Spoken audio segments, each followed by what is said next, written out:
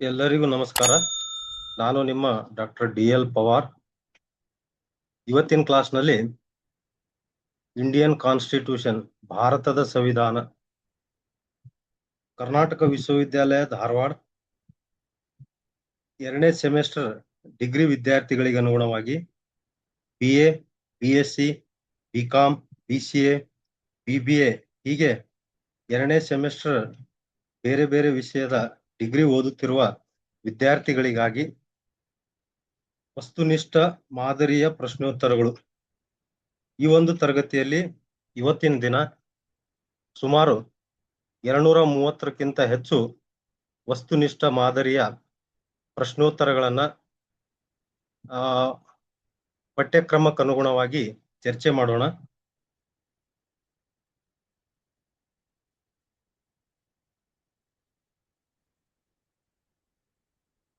ಮೊದಲನೇ ಪ್ರಶ್ನೆ, ಭಾರತದ ರಾಷ್ಟ್ರಪತಿಯನ್ನು ಯಾರು ಆಯ್ಕೆ ಮಾಡುತ್ತಾರೆ? ಭಾರತದ ರಾಷ್ಟ್ರಪತಿಯನ್ನು ಚುನಾವಣಾ ಮಂಡಳಿ ಅಂದರೆ ಚುನಾವಣಾ ಕಾಲೇಜು ಆಯ್ಕೆ ಮಾಡುತ್ತದೆ. ಈ ಚುನಾವಣಾ ಕಾಲೇಜಿನಲ್ಲಿ ಲೋಕಸಭೆ ಮತ್ತು ರಾಜ್ಯಸಭೆಯ ಸದಸ್ಯರು, ವಿಧಾನಸಭೆಯ ಸದಸ್ಯರು ಸೇರಿರುತ್ತಾರೆ. ಇದನ್ನು ನಾವು ಚುನಾವಣಾ ಕಾಲೇಜು ಎಂದು ಕರೆಯುತ್ತೇವೆ. ಎರಡನೇ ಪ್ರಶ್ನೆ, ರಾಷ್ಟ್ರಪತಿಯವರ ಅಧಿಕಾರಾವಧಿ ಎಷ್ಟು? 5 ವರ್ಷಗಳು. ರಾಷ್ಟ್ರಪತಿಯವರ ಅಧಿಕಾರದ ಅವಧಿ 5 ವರ್ಷಗಳು. ಮೂರನೇ ಪ್ರಶ್ನೆ, ರಾಷ್ಟ್ರಪತಿಯಾಗಲು ಕನಿಷ್ಠ ವಯಸ್ಸು ಎಷ್ಟು? ರಾಷ್ಟ್ರಪತಿಯಾಗಲು ಕನಿಷ್ಠ 35 ವರ್ಷ ವಯಸ್ಸಾಗಿರ್ಬೇಕು. 35 ವರ್ಷ ವಯಸ್ಸಾಗಿರ್ಬೇಕು. ನಾಲ್ಕನೇ ಪ್ರಶ್ನೆ, ಭಾರತದ ರಾಷ್ಟ್ರಪತಿಯವರ ಅಧಿಕೃತ ನಿವಾಸ ಯಾವುದು? ಭಾರತದ ರಾಷ್ಟ್ರಪತಿಯವರ ಅಧಿಕೃತ ನಿವಾಸದ ಹೆಸರು ರಾಷ್ಟ್ರಪತಿ ಭವನ. ಶ್ವೇತಭವನ ಇದು ಅಮೆರಿಕದ ಅಧ್ಯಕ್ಷರ ಅಧಿಕೃತ ನಿವಾಸ. ಇನ್ನು ಬಕಿಂಗ್ ಹ್ಯಾಮ್ ಅರಮನೆ ಇಂಗ್ಲೆಂಡಿನ ದೊರೆ ಅಥವಾ ರಾಣಿಯ ಅಧಿಕೃತ ನಿವಾಸವಾಗಿದೆ. ಮುಂದಿನ ಪ್ರಶ್ನೆ,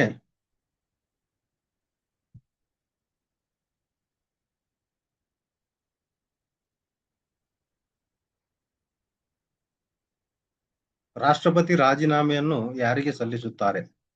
ರಾಷ್ಟ್ರಪತಿಯವರು ತಮ್ಮ ರಾಜೀನಾಮೆ ಪತ್ರವನ್ನ ಉಪರಾಷ್ಟ್ರಪತಿಯವರಿಗೆ ಸಲ್ಲಿಸುತ್ತಾರೆ. ಆರನೇ ಪ್ರಶ್ನೆ, ರಾಷ್ಟ್ರಪತಿಯನ್ನು ಪದಚ್ಯುತಿಗೊಳಿಸುವ ವಿಧಾನ ಯಾವುದು? ಅಂದರೆ ರಾಷ್ಟ್ರಪತಿಯವರನ್ನ ಅಧಿಕಾರದಿಂದ ತೆಗೆದು ಹಾಕುವ ವಿಧಾನ ಯಾವುದು? ಮಹಾಭಿಯೋಗ ಅಥವಾ ಇಂಪೀಚ್ಮೆಂಟ್ ಎಂಬ ವಿಧಾನದ ಮೂಲಕ ರಾಷ್ಟ್ರಪತಿಯವರನ್ನ ಅಧಿಕಾರದಿಂದ ತೆಗೆದು ಹಾಕಲಾಗುತ್ತೆ. ಮಹಾಭಿಯೋಗ ಅಥವಾ ಇಂಪೀಚ್ಮೆಂಟ್. ಏಳನೇ ಪ್ರಶ್ನೆ, ಉಪರಾಷ್ಟ್ರಪತಿ ಯಾವ ಸದನದ ಪದನಿಮಿತ್ತ ಅಧ್ಯಕ್ಷರಾಗಿರುತ್ತಾರೆ? ಉಪರಾಷ್ಟ್ರಪತಿಯವರು ಯಾವ ಸದನದ ಪದನಿಮಿತ್ತ ಅಧ್ಯಕ್ಷರಾಗಿ ಅಥವಾ ಚೇರ್ಮನ್ ರಾಗಿ ಕಾರ್ಯನಿರ್ವಹಿಸುತ್ತಾರೆ ಅನ್ನೋದು ರಾಜ್ಯಸಭೆಯ ಪದನಿಮಿತ್ತ ಅಧ್ಯಕ್ಷರಾಗಿ ಉಪರಾಷ್ಟ್ರಪತಿಯವರು ಕಾರ್ಯನಿರ್ವಹಿಸುತ್ತಾರೆ. 8ನೇ ಪ್ರಶ್ನೆ, ಕೇಂದ್ರದಲ್ಲಿ ವೀಟೋ ಅಧಿಕಾರ ಯಾರಿಗಿದೆ? ಕೇಂದ್ರದಲ್ಲಿ ವೀಟೋ ಅಧಿಕಾರ ರಾಷ್ಟ್ರಪತಿಯವರಿಗಿದೆ. ರಾಷ್ಟ್ರಪತಿಯವರು ಕೇಂದ್ರದಲ್ಲಿ ವೀಟೋ ಅಧಿಕಾರವನ್ನ ಹೊಂದಿದ್ದಾರೆ. ಮುಂದಿನ ಪ್ರಶ್ನೆ, ಉಪರಾಷ್ಟ್ರಪತಿಯ ಅಧಿಕಾರಾವಧಿ ಎಷ್ಟು? 5 ವರ್ಷಗಳು. ಉಪರಾಷ್ಟ್ರಪತಿಯ ಅವಧಿ ಎಷ್ಟು? 5 ವರ್ಷಗಳು. 10ನೇ ಪ್ರಶ್ನೆ, ಉಪರಾಷ್ಟ್ರಪತಿಯನ್ನು ಯಾರು ಆಯ್ಕೆ ಮಾಡುತ್ತಾರೆ? ಸಂಸತ್ತಿನ 2 ಸದನಗಳ ಸದಸ್ಯರು ಈ ಉಪರಾಷ್ಟ್ರಪತಿಯನ್ನ ಆಯ್ಕೆ ಮಾಡುತ್ತಾರೆ. ಅಂದರೆ ಲೋಕಸಭೆ ಮತ್ತು ರಾಜ್ಯಸಭೆಯ 2 ಸದನಗಳ ಸದಸ್ಯರು ಸೇರಿ ಉಪರಾಷ್ಟ್ರಪತಿಯನ್ನು ಆಯ್ಕೆ ಮಾಡುತ್ತಾರೆ. ಉಪರಾಷ್ಟ್ರಪತಿ ರಾಜೀನಾಮೆ ಪತ್ರವನ್ನು ಯಾರಿಗೆ ಸಲ್ಲಿಸುತ್ತಾರೆ? ಮುಂದಿನ ಪ್ರಶ್ನೆ, ಉಪರಾಷ್ಟ್ರಪತಿಯವರು ರಾಷ್ಟ್ರಪತಿಯವರಿಗೆ ತಮ್ಮ ರಾಜೀನಾಮೆ ಪತ್ರವನ್ನು ಸಲ್ಲಿಸುತ್ತಾರೆ. 12ನೇ ಪ್ರಶ್ನೆ,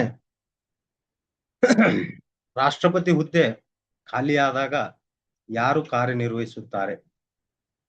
ಕಾರಣಾಂತರಗಳಿಂದ ರಾಷ್ಟ್ರಪತಿಯವರ ಹುದ್ದೆ ಅವಧಿಗಿಂತ ಮುಂಚೆ ಖಾಲಿಯಾದರೆ ಅವರ ಸ್ಥಾನದಲ್ಲಿ ಉಪರಾಷ್ಟ್ರಪತಿಯವರು ರಾಷ್ಟ್ರಪತಿಗಳಾಗಿ ಕಾರ್ಯವನ್ನ ನಿರ್ವಹಿಸುತ್ತಾರೆ. 13ನೇ ಪ್ರಶ್ನೆ, ಪ್ರಧಾನಮಂತ್ರಿಯನ್ನು ಯಾರು ನೇಮಿಸುತ್ತಾರೆ? ಪ್ರಧಾನಮಂತ್ರಿಯನ್ನು ಯಾರು ನೇಮಿಸುತ್ತಾರೆ? ರಾಷ್ಟ್ರಪತಿಯವರು ಪ್ರಧಾನಮಂತ್ರಿಯವರನ್ನು ನೇಮಿಸುತ್ತಾರೆ. 14ನೇ ಪ್ರಶ್ನೆ, ಭಾರತದ ವಾಸ್ತವಿಕ ಕಾರ್ಯಾಂಗದ ಮುಖ್ಯಸ್ಥ ಯಾರು? ಪ್ರಧಾನಮಂತ್ರಿಯವರನ್ನ ಭಾರತದ ವಾಸ್ತವಿಕ ಅಥವಾ ನೈಜ ಕಾರ್ಯಾಂಗದ ಮುಖ್ಯಸ್ಥ ಎಂದು ಕರೆಯುತ್ತೇವೆ. 15ನೇ ಪ್ರಶ್ನೆ, ಪ್ರಧಾನಮಂತ್ರಿಯು ಯಾವ ಮಂಡಳಿಯ ಮುಖ್ಯಸ್ಥರು? ಪ್ರಧಾನಮಂತ್ರಿಯವರು ಕ್ಯಾಬಿನೆಟ್ ಅಥವಾ ಸಚಿವ ಸಂಪುಟದ ಮುಖ್ಯಸ್ಥರು. ಪ್ರಧಾನಮಂತ್ರಿಯವರು ಕ್ಯಾಬಿನೆಟ್ ಅಥವಾ ಸಚಿವ ಸಂಪುಟದ ಮುಖ್ಯಸ್ಥರು. ಭಾರತದ ಮೊದಲ ಪ್ರಧಾನಮಂತ್ರಿ ಯಾರು? ಪಂಡಿತ್ ಜವಾಹರ್ಲಾಲ್ ನೆಹರೂರವರನ್ನ ನಾವು ಭಾರತದ ಮೊದಲ ಪ್ರಧಾನಮಂತ್ರಿ ಎಂದು ಕರೆಯುತ್ತೇವೆ.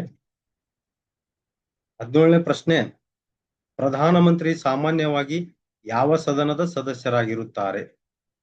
ಪ್ರಧಾನಮಂತ್ರಿಯವರು ಸಾಮಾನ್ಯವಾಗಿ ಅವರು ಲೋಕಸಭೆ ಅಥವಾ ರಾಜ್ಯಸಭೆ ಎರಡರಲ್ಲಿ ಒಂದು, ಲೋಕಸಭೆಯ ಸದಸ್ಯರಾಗಿರ್ಬೋದು ಅಥವಾ ರಾಜ್ಯಸಭೆಯ ಸದಸ್ಯರಾಗಿ ಇರ್ಬೋದು. ಮುಂದಿನ ಪ್ರಶ್ನೆ, ಕ್ಯಾಬಿನೆಟ್ ಎಂದರೆ ಏನು? ಕ್ಯಾಬಿನೆಟ್ ಎಂದರೆ ಹಿರಿಯ ಸಚಿವರ ಗುಂಪು.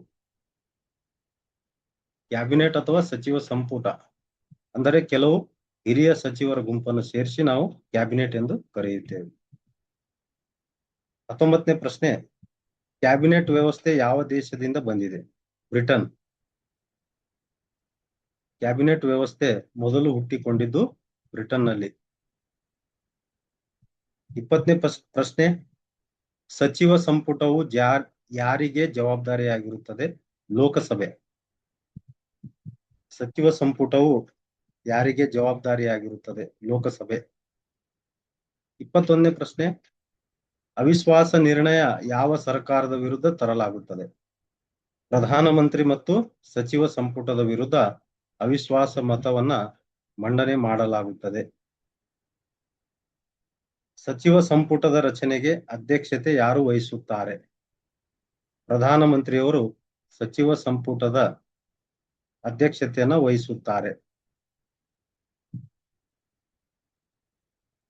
ರಾಷ್ಟ್ರಪತಿ ಹುದ್ದೆ ಖಾಲಿಯಾದರೆ ಯಾರು ಕಾರ್ಯನಿರ್ವಹಿಸುತ್ತಾರೆ? ಉಪರಾಷ್ಟ್ರಪತಿಯವರು ರಾಷ್ಟ್ರಪತಿ ಹುದ್ದೆ ಖಾಲಿಯಾದಾಗ ಅವರು ಕಾರ್ಯನಿರ್ವಹಿಸುತ್ತಾರೆ. ಪ್ರಧಾನಮಂತ್ರಿಯನ್ನು ಯಾರು ನೇಮಿಸುತ್ತಾರೆ? ರಾಷ್ಟ್ರಪತಿ. ಭಾರತದ ವಾಸ್ತವಿಕ ಕಾರ್ಯಾಂಗದ ಮುಖ್ಯಸ್ಥ ಯಾರು? ಪ್ರಧಾನಮಂತ್ರಿ. ಪ್ರಧಾನಮಂತ್ರಿಯನ್ನ ಭಾರತದ ವಾಸ್ತವಿಕ ಕಾರ್ಯಾಂಗದ ಮುಖ್ಯಸ್ಥ ಎಂದು ಕರೆಯುತ್ತೇವೆ. ರಾಷ್ಟ್ರಪತಿಯನ್ನು ಆಯ್ಕೆ ಮಾಡುವ ಚುನಾವಣಾ ಮಂಡಳಿಯಲ್ಲಿ ಯಾರು ಸೇರಿರುತ್ತಾರೆ?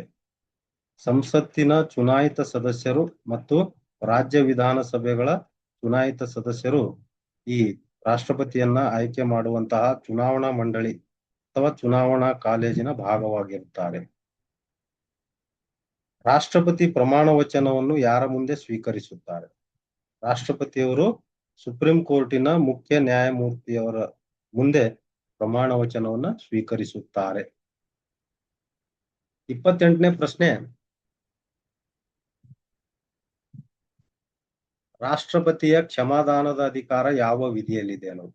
72ನೇ ವಿಧಿ ರಾಷ್ಟ್ರಪತಿಯವರ ಕ್ಷಮಾದಾನ ಅಧಿಕಾರದ ಬಗ್ಗೆ ಮಾಹಿತಿ ಕೊಡುತ್ತದೆ. ಇನ್ನ 123ನೇ ವಿಧಿ ರಾಷ್ಟ್ರಪತಿಯವರ ಸುಗ್ರೀವಾಜ್ಞೆ ಅಧಿಕಾರದ ಬಗ್ಗೆ ತಿಳಿಸುತ್ತದೆ. ಇನ್ನು 356ನೇ ವಿಧಿ ರಾಜ್ಯ ತುರ್ತು ಪರಿಸ್ಥಿತಿಯ ಬಗ್ಗೆ ಮಾಹಿತಿ ಕೊಡುತ್ತದೆ. ಇನ್ನು 368ನೇ ವಿಧಿ ಸಂವಿಧಾನ ತಿದ್ದುಪಡಿ ವಿಧಾನಗಳ ಬಗ್ಗೆ ಮಾಹಿತಿಯನ್ನ ಕೊಡುತ್ತದೆ. 29ನೇ ಪ್ರಶ್ನೆ, ರಾಷ್ಟ್ರಪತಿ ಲೋಕಸಭೆಯನ್ನು ವಿಸರ್ಜಿಸುವ ಅಧಿಕಾರ ಹೊಂದಿರುತ್ತಾರೆ? ಹೌದು, ರಾಷ್ಟ್ರಪತಿಯವರು ಲೋಕಸಭೆಯನ್ನ 5 ವರ್ಷದ ಅವಧಿಗಿಂತ ಮುಂಚೆನೆ ಅವರು ಪ್ರಧಾನಮಂತ್ರಿ ಮತ್ತು ಮಂತ್ರಿಮಂಡಲದ ಸಲಹೆ ಮೇರೆಗೆ ಲೋಕಸಭೆಯನ್ನ ವಿಸರ್ಜನೆ ಮಾಡಬಹುದು. ರಾಷ್ಟ್ರಪತಿ ನೇಮಕ ಮಾಡುವ ರಾಜ್ಯದ ಮುಖ್ಯಸ್ಥ ಯಾರು? ರಾಜ್ಯಪಾಲ.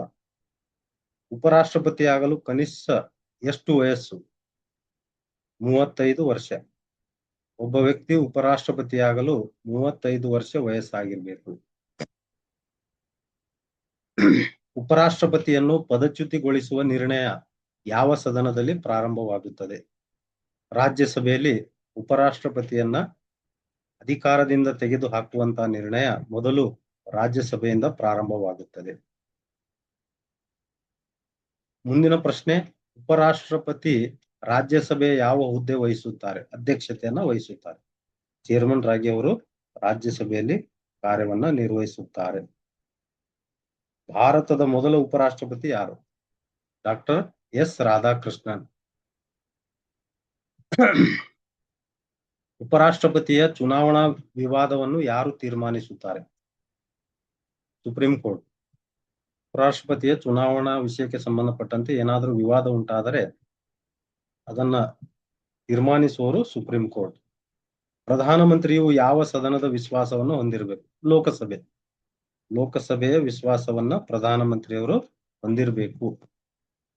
ಪ್ರಧಾನಮಂತ್ರಿಯ ನೇತೃತ್ವದ ಸರ್ಕಾರ ಯಾವ ರೀತಿಯದು? ಸಂಸದೀಯ ಪದ್ಧತಿಯ ಸರ್ಕಾರ. ಪ್ರಧಾನಮಂತ್ರಿಯ ನೇತೃತ್ವದ ಸರ್ಕಾರ ಸಂಸದೀಯ ಪದ್ಧತಿಯ ಸರ್ಕಾರವಾಗಿದೆ. ಮುಂದಿನ ಪ್ರಶ್ನೆ, ಸಚಿವ ಸಂಪುಟದ ಸದಸ್ಯರನ್ನು ಯಾರು ಆಯ್ಕೆ ಮಾಡುತ್ತಾರೆ? ಪ್ರಧಾನಮಂತ್ರಿ. ಸಚಿವ ಸಂಪುಟದ ಸದಸ್ಯರನ್ನು ಪ್ರಧಾನಮಂತ್ರಿ ಆಯ್ಕೆ ಮಾಡುತ್ತಾರೆ. ಕ್ಯಾಬಿನೆಟ್ ಸಚಿವರು ಯಾರಿಗೆ ಜವಾಬ್ದಾರರಾಗಿರುತ್ತಾರೆ? ಪ್ರಧಾನಮಂತ್ರಿ ಮತ್ತು ಲೋಕಸಭೆ ಇವರಿಗೂ ಜವಾಬ್ದಾರರಾಗಿ ಕಾರ್ಯವನ್ನ ನಿರ್ವಹಿಸುತ್ತಾರೆ.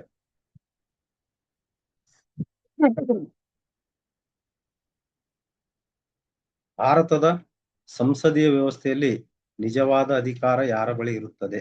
ಪ್ರಧಾನಮಂತ್ರಿ ಮತ್ತು ಸಚಿವ ಸಂಪುಟ. ಕ್ಯಾಬಿನೆಟ್ನ ಮುಖ್ಯ ಕಾರ್ಯ ಯಾವುದು? ಆಡಳಿತ ನಡೆಸುವುದು ಮತ್ತು ನೀತಿ ರೂಪಿಸುವುದು, ಯೋಜನೆ ರೂಪಿಸುವುದು. 42ನೇ ಪ್ರಶ್ನೆ, ಸಚಿವ ಸಂಪುಟದ ಒಟ್ಟಾರೆ ಜವಾಬ್ದಾರಿತ್ವ ಯಾವ ಸದನಕ್ಕಿದೆ? ಲೋಕಸಭೆಗೆ. ಸಚಿವ ಸಂಪುಟವು ಸಂಸದೀಯ ಪದ್ಧತಿಯ ಸರ್ಕಾರದಲ್ಲಿ ಲೋಕಸಭೆಗೆ ಜವಾಬ್ದಾರಿಯಾಗಿ ಕಾರ್ಯವನ್ನ ನಿರ್ವಹಿಸುತ್ತದೆ. ರಾಷ್ಟ್ರಪತಿ ಮತ್ತು ಉಪರಾಷ್ಟ್ರಪತಿ ಚುನಾವಣೆಗೆ ಸಂಬಂಧಿಸಿದ ವಿವಾದವನ್ನು ಯಾರು ನಿರ್ಧರಿಸುತ್ತಾರೆ? Supreme court. 44ನೇ ಪ್ರಶ್ನೆ, ರಾಷ್ಟ್ರಪತಿ ಆಡಳಿತದ ವೇಳೆ ರಾಜ್ಯದ ಕಾರ್ಯನಿರ್ವಹಣೆ ಯಾರ ನಿಯಂತ್ರಣದಲ್ಲಿ ಇರುತ್ತದೆ? ರಾಷ್ಟ್ರಪತಿ. ರಾಷ್ಟ್ರಪತಿ ಆಡಳಿತದ ವೇಳೆ ರಾಜ್ಯದ ಕಾರ್ಯನಿರ್ವಹಣೆ ಯಾರ ನಿಯಂತ್ರಣದಲ್ಲಿ ಇರುತ್ತದೆ? ರಾಷ್ಟ್ರಪತಿ. ಪ್ರಧಾನಮಂತ್ರಿಯ ಹುದ್ದೆ ಯಾವ ಭಾಗಕ್ಕೆ ಸಂಬಂಧಿಸಿದೆ? ಭಾಗ 5. ನಮ್ಮ ಸಂವಿಧಾನದ ಭಾಗ 5 ಪ್ರಧಾನಮಂತ್ರಿಯ ಹುದ್ದೆಗೆ ಸಂಬಂಧಪಟ್ಟಂತೆ ಮಾಹಿತಿಯನ್ನ ಕೊಡುತ್ತದೆ. ಭಾಗ 3 ಮೂಲಭೂತ ಹಕ್ಕುಗಳು, ಭಾಗ 4 ರಾಜನೀತಿ ನಿರ್ದೇಶಕ ತತ್ವಗಳು, ಭಾಗ 6 ರಾಜ್ಯ ಸರ್ಕಾರಗಳ ಬಗ್ಗೆ ಮಾಹಿತಿಯನ್ನ ನೀಡುತ್ತದೆ. 46ನೇ ಪ್ರಶ್ನೆ, ಕ್ಯಾಬಿನೆಟ್ ವ್ಯವಸ್ಥೆಯ ಪ್ರಮುಖ ಲಕ್ಷಣ ಯಾವುದು? ಸಾಮೂಹಿಕ ಜವಾಬ್ದಾರಿ. ಸಾಮೂಹಿಕ ಜವಾಬ್ದಾರಿಯು ಕ್ಯಾಬಿನೆಟ್ ವ್ಯವಸ್ಥೆಯ ಪ್ರಮುಖ ಲಕ್ಷಣವಾಗಿದೆ. ಭಾರತದ ಸಂಸದೀಯ ಆಡಳಿತ ಕೇಂದ್ರ ಬಿಂದು ಯಾರು? ಪ್ರಧಾನಮಂತ್ರಿ. ಭಾರತದ ಸಂಸದೀಯ ಆಡಳಿತದ ಕೇಂದ್ರ ಬಿಂದು ಯಾರು? ಪ್ರಧಾನಮಂತ್ರಿ. ಲೋಕಸಭೆಯನ್ನು ಏನೆಂದು ಕರೆಯುತ್ತಾರೆ? ಕೆಳಮನೆ. ಲೋಕಸಭೆಯನ್ನು ಕೆಳಮನೆ ಎಂದು ಕರೆಯಲಾಗುತ್ತದೆ. 49ನೇ ಪ್ರಶ್ನೆ, ಲೋಕಸಭೆಯ ಗರಿಷ್ಠ ಸದಸ್ಯರ ಸಂಖ್ಯೆ ಎಷ್ಟು?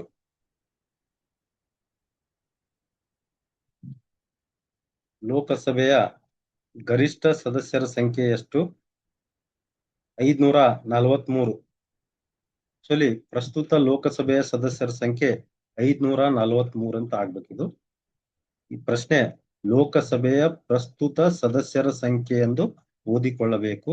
ಲೋಕಸಭೆಯ ಪ್ರಸ್ತುತ ಸದಸ್ಯರ ಸಂಖ್ಯೆ 543. ಲೋಕಸಭೆಯ ಅಧಿಕಾರಾವಧಿ 5 ವರ್ಷಗಳು. ಲೋಕಸಭೆಯ ಸಭಾಧ್ಯಕ್ಷರನ್ನು ಏನೆಂದು ಕರೆಯುತ್ತಾರೆ? ಸ್ಪೀಕರ್. ಲೋಕಸಭೆಯ ಸಭಾಧ್ಯಕ್ಷರನ್ನು ಏನೆಂದು ಕರೆಯುತ್ತಾರೆ? ಸ್ಪೀಕರ್. ಹಣಕಾಸು ಮಸೂದೆ ಮೊದಲು ಯಾವ ಸದನದಲ್ಲಿ ಮಂಡನೆ ಆಗುತ್ತದೆ? ಲೋಕಸಭೆ. ಲೋಕಸಭೆಯಲ್ಲಿ ಹಣಕಾಸು ಮಸೂದೆಯನ್ನ ಮೊದಲು ಮಂಡಿಸಲಾಗುತ್ತದೆ. ಲೋಕಸಭೆಗೆ ಸ್ಪರ್ಧಿಸಲು ಕನಿಷ್ಠ ವಯಸ್ಸು ಎಷ್ಟು? 25 ವರ್ಷಗಳಾಗಿರ್ಬೇಕು. ಲೋಕಸಭೆಗೆ ಸ್ಪರ್ಧಿಸಲು ಕನಿಷ್ಠ 25 ವರ್ಷಗಳಾಗಿರ್ಬೇಕು. ಲೋಕಸಭೆಯನ್ನು ವಿಸರ್ಜಿಸುವ ಅಧಿಕಾರ ಯಾರಿಗಿದೆ? ರಾಷ್ಟ್ರಪತಿಯವರಿಗಿದೆ. ರಾಷ್ಟ್ರಪತಿಯವರು ಲೋಕಸಭೆಯನ್ನ ವಿಸರ್ಜಿಸಬಹುದು. ರಾಜ್ಯಸಭೆಯನ್ನು ಏನೆಂದು ಕರೆಯುತ್ತಾರೆ? ಮೇಲ್ಮನೆ. ಭಾರತದ ಶಾಸಕಾಂಗದ ಅಥವಾ ಸಂಸತ್ತಿನ ಮೇಲ್ಮನೆ ಎಂದು ರಾಜ್ಯಸಭೆಯನ್ನು ಕರೆಯುತ್ತಾರೆ. ರಾಜ್ಯಸಭೆ ಯಾವ ರೀತಿಯ ಸದನ? ಶಾಶ್ವತ ಸದನ. ರಾಜ್ಯಸಭೆ ಶಾಶ್ವತ ಸದನ. ರಾಜ್ಯಸಭೆಯ ಗರಿಷ್ಠ ಸದಸ್ಯರ ಸಂಖ್ಯೆ ಎಷ್ಟು? 250. ರಾಜ್ಯಸಭೆಯ ಗರಿಷ್ಠ ಸದಸ್ಯರ ಸಂಖ್ಯೆ ಎಷ್ಟು? 250. ರಾಜ್ಯಸಭೆಗೆ ಸ್ಪರ್ಧಿಸಲು ಕನಿಷ್ಠ ವಯಸ್ಸು ಎಷ್ಟು? 30 ವರ್ಷ. ರಾಜ್ಯಸಭೆಗೆ ಸ್ಪರ್ಧಿಸಲು ಕನಿಷ್ಠ ವಯಸ್ಸು ಎಷ್ಟು? 30 ವರ್ಷ. ಭಾರತದ ಸುಪ್ರೀಂ ಕೋರ್ಟ್ ಎಲ್ಲಿದೆ? ನವದೆಹಲಿ. ಭಾರತದ ಸುಪ್ರೀಂ ಕೋರ್ಟ್ ಎಲ್ಲಿದೆ? ನವದೆಹಲಿ. 60ನೇ ಪ್ರಶ್ನೆ. ಭಾರತದ ಸುಪ್ರೀಂ ಕೋರ್ಟ್ ಸ್ಥಾಪಿತವಾದ ವರ್ಷ ಯಾವುದು? ಭಾರತದ ಸುಪ್ರೀಂ ಕೋರ್ಟ್ ಅನ್ನ 1950ರಲ್ಲಿ ಸ್ಥಾಪನೆ ಮಾಡಲಾಯಿತು. 26 ಜನವರಿ 1950ರಂದು ಭಾರತದ ಸುಪ್ರೀಂ ಕೋರ್ಟ್ ಅನ್ನ ಸ್ಥಾಪನೆ ಮಾಡಲಾಯಿತು.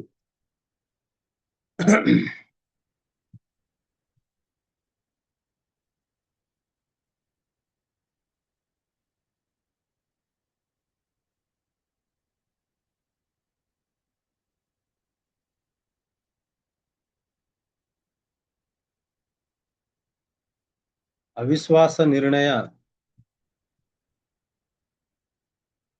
ಸುಪ್ರೀಂ ಕೋರ್ಟ್ 61ನೇ ಪ್ರಶ್ನೆ. ಸುಪ್ರೀಂ ಕೋರ್ಟ್ನ ಮುಖ್ಯ ನ್ಯಾಯಮೂರ್ತಿಯನ್ನು ಯಾರು ನೇಮಿಸುತ್ತಾರೆ? ರಾಷ್ಟ್ರಪತಿ. ಸುಪ್ರೀಂ ಕೋರ್ಟಿನ ಮುಖ್ಯ ನ್ಯಾಯಮೂರ್ತಿಯನ್ನು ನೇಮಕ ಮಾಡುವವರು ರಾಷ್ಟ್ರಪತಿ. ಸುಪ್ರೀಂ ಕೋರ್ಟ್ ನ್ಯಾಯಮೂರ್ತಿಗಳ ನಿವೃತ್ತಿಯ ವಯಸ್ಸು ಎಷ್ಟು? 65 ವರ್ಷ. ಸುಪ್ರೀಂ ಕೋರ್ಟಿನ ನ್ಯಾಯಮೂರ್ತಿಗಳ ನಿವೃತ್ತಿ ವಯಸ್ಸು 65 ವರ್ಷ. ಇನ್ನ 62 ವರ್ಷ ಹೈಕೋರ್ಟಿನ ನ್ಯಾಯಾಧೀಶರ ನಿವೃತ್ತಿಯ ವಯಸ್ಸು. 63ನೇ ಪ್ರಶ್ನೆ. ಸಂವಿಧಾನದ ರಕ್ಷಕ ಯಾರು? Supreme court. ಸಂವಿಧಾನದ ರಕ್ಷಕ ಯಾರು? Supreme court. 64ನೇ ಪ್ರಶ್ನೆ. ಮೂಲಭೂತ ಹಕ್ಕುಗಳ ರಕ್ಷಣೆಗೆ ಸುಪ್ರೀಂ ಕೋರ್ಟ್ ಯಾವ ಆದೇಶಗಳನ್ನು ನೀಡಬಹುದು? ರಿಟ್ಗಳು. ಮೂಲಭೂತ ಹಕ್ಕುಗಳ ರಕ್ಷಣೆಗೆ ಸುಪ್ರೀಂ ಕೋರ್ಟ್ ಯಾವ ಆದೇಶಗಳನ್ನು ನೀಡಬಹುದು? ರಿಟ್ಗಳು. ಸುಪ್ರೀಂ ಕೋರ್ಟಿನ ಅಧಿಕಾರವನ್ನು ಏನೆಂದು ಕರೆಯುತ್ತಾರೆ? ನ್ಯಾಯಿಕ ವಿಮರ್ಶೆ. ಸುಪ್ರೀಂ ಕೋರ್ಟಿನ ಅಧಿಕಾರವನ್ನು ನ್ಯಾಯಿಕ ವಿಮರ್ಶೆ ಎಂದು ಕರೆಯುತ್ತಾರೆ.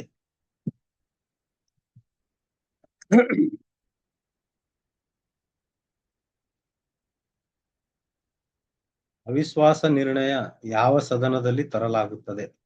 ಲೋಕಸಭೆ. ಲೋಕಸಭೆಯ ಸದಸ್ಯರನ್ನು ಯಾರು ಆಯ್ಕೆ ಮಾಡುತ್ತಾರೆ? ಜನರು ನೇರವಾಗಿ ಲೋಕಸಭೆಯ ಸದಸ್ಯರನ್ನು ಆಯ್ಕೆ ಮಾಡುತ್ತಾರೆ. ರಾಜ್ಯಸಭೆಯ ಸದಸ್ಯರ ಅವಧಿ ಎಷ್ಟು? 6 ವರ್ಷಗಳು. ರಾಜ್ಯಸಭೆಯ ಸದಸ್ಯರ ಅವಧಿ 6 ವರ್ಷ. ರಾಜ್ಯಸಭೆಯ ಎಷ್ಟು ಭಾಗದ ಸದಸ್ಯರು ಪ್ರತಿ 2 ವರ್ಷಕ್ಕೊಮ್ಮೆ ನಿವೃತ್ತರಾಗುತ್ತಾರೆ? 1/3 ಸದಸ್ಯರು ಪ್ರತಿ 2 ವರ್ಷಕ್ಕೊಮ್ಮೆ ನಿವೃತ್ತರಾಗುತ್ತಾರೆ. ಲೋಕಸಭೆಯ ಸಭಾಧ್ಯಕ್ಷರನ್ನು ಯಾರು ಆಯ್ಕೆ ಮಾಡುತ್ತಾರೆ? ಲೋಕಸಭೆಯ ಸದಸ್ಯರು. ಲೋಕಸಭೆಯ ಉಪಸಭಾಧ್ಯಕ್ಷರನ್ನು ಯಾರು ಆಯ್ಕೆ ಮಾಡುತ್ತಾರೆ? ಲೋಕಸಭೆಯ ಸದಸ್ಯರು.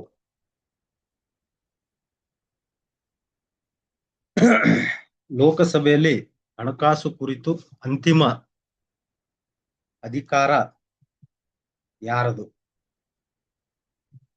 ಲೋಕಸಭೆ ಮತ್ತು ಅದರ ಸ್ಪೀಕರ್.